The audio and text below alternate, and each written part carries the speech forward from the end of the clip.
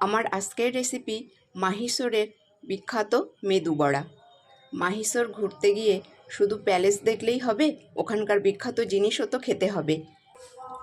এগুলো অসাধারণ খেতে হয়, খুব মুচমুচেও হয়। এবার দেখে নিন এর ভিতরটা। দেখুন কত সুন্দর জালিদার, আর ভিতরটা সফট আর বাইরেটা মুচমুচে। এবার দেখে নিন এই সহজ রেসিপিটা আমি কিভাবে বানাই। নমস্কার বন্ধুরা, মেদু বড়া বানানোর জন্য এখানে আমি একটা বাটিতে হাফ বাটিরও কম টক দই নিয়ে নিয়েছি। এটা একটা বোলের মধ্যে নিয়ে নিলাম। এবার একটা হুইসের সাহায্যে এই দইটা ভালোভাবে ফেটিয়ে নেব, যাতে এর মধ্যে কোনো লাম্পস না থাকে। মিনিট 2-3 ধরে দইটা খুব সুন্দর করে ফাটিয়ে নিয়েছি।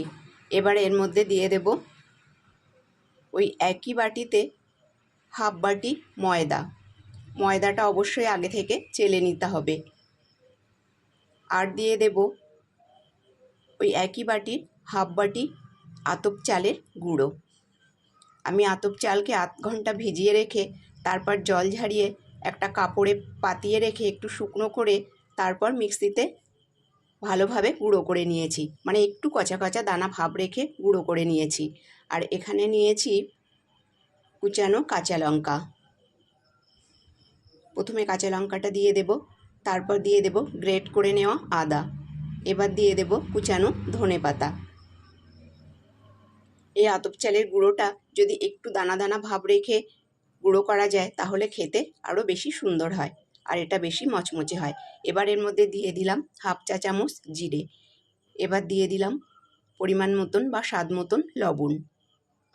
এবার দিয়ে দিচ্ছি ওই চা চামচের 4 ভাগের 1 ভাগ বেকিং সোডা। সব উপকরণ দেওয়া হয়ে গেছে। মাত্র এই কটা উপকরণে এই মেদু বড়াটা বানাতে পারবেন। এবার এগুলো খুব ভালোভাবে মিশিয়ে নেব।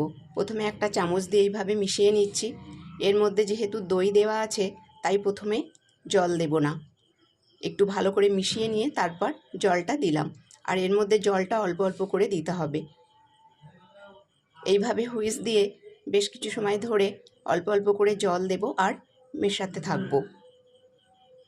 এইভাবে একটা থকথকে ব্যাটার করে নেব। এইভাবে মিনিট 3 ধরে এটা খুব ভালোভাবে ফাটিয়ে নিতে হবে। হুইসের সাহায্যে খুব ভালোভাবে এটা ফাটিয়ে নেব। দেখুন জলের পরিমাপটা খুব অল্প অল্প করেই দিতে হবে, তা না হলে ব্যাটারটা পাতলা হয়ে যেতে পারে। এটা একটা থকথকে ব্যাটার হবে, আর এটাকে খুব ভালো করে ফাটাতে হবে। আমি যে পরিমাপ নিয়েছি দেখুন, এটাকে মিনিট 2-3 ফাটিয়ে নেব। 2 মিনিটের বেশি হয়ে গেছে। এটা আমি খুব সুন্দর করে ফাটিয়ে নিয়েছি দেখুন, আর এটা বেশ ফুলেও উঠেছে। এর মধ্যে টক দই দেওয়া আছে আর বেকিং সোডা দেওয়ার ফলে এটা বেশ ফুলে উঠেছে। এবার এটাকে ঢেকে 5 মিনিট মতন রেখে দেব। তত সময় গ্যাসে তেল গরম করে নেব। ফিরে এলাম 5 মিনিট পর। দেখুন এই 5 মিনিটে এটা খুব সুন্দর সেট হয়ে গেছে। এর ব্যাটারের ঘনত্বটা ঠিক এরকমই হবে। এবার এটাকে আরও একটু এইভাবে ফাটিয়ে নেব। দেখুন এটা সম্পূর্ণ তৈরি মেদু বড়া বানানোর জন্য। এদিকে তেলটাও গরম হয়ে গেছে। এখানে আমি সাদা তেল গরম করে নিয়েছি। এবার হাতের সাহায্যে এটাকে আরও একটু এইভাবে ফাটিয়ে নিয়ে অল্প অল্প করে এই তেলের মধ্যে দিয়ে দেব। আর এই সময় গ্যাসের ফ্লেমটা একদমই স্লোতে রাখতে হবে। এইভাবে একে একে দিয়ে দেব। এগুলো খেতে অসাধারণ হয়। তেলের পরিমাপটা আপনারা চাইলে আরও একটু বেশি করে দিতে পারেন, তাহলে আরও খুব সুন্দর হবে আর সুন্দরভাবে ফুলে উঠবে। এবার এগুলো দিয়ে কিছু সময় অপেক্ষা করব।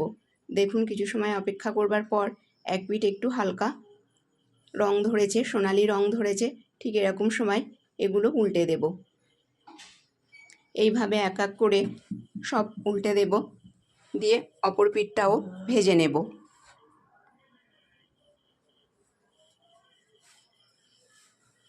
এইভাবে স্লো ফ্লেমেই বা সামান্য একটু জোর দিয়ে এটাকে ভাজতে হবে। দেখুন এগুলো আমার গোল্ডেন করে ভাজা হয়ে গেছে।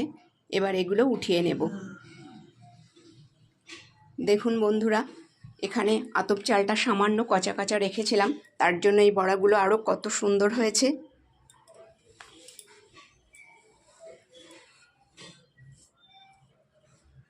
এগুলো এবার সব উঠিয়ে নেব। উঠিয়ে নিয়ে একই রকমভাবে বাকি যে ব্যাটারটা আছে সেই ব্যাটার দিয়ে আবারও একই রকমভাবে এগুলো করে নেব। খুব সহজেই আপনারা এটা বানিয়ে নিতে পারবেন। মাত্র মিনিট 15 সময় হলেই এগুলো খুব সহজেই আপনারা বানিয়ে নিতে পারবেন। দেখুন একই রকমভাবে এগুলো উল্টে দেব। দেখুন এগুলো উল্টে পাল্টে খুব সুন্দর করে ভেজে নিয়েছি। আজকের মেদু বড়া সম্পূর্ণ আমার তৈরি। আজকের এই রেসিপি যদি আপনাদের ভালো লেগে থাকে, লাইক, শেয়ার এবং চ্যানেলটাকে সাবস্ক্রাইব করে পাশে থাকবেন। ধন্যবাদ।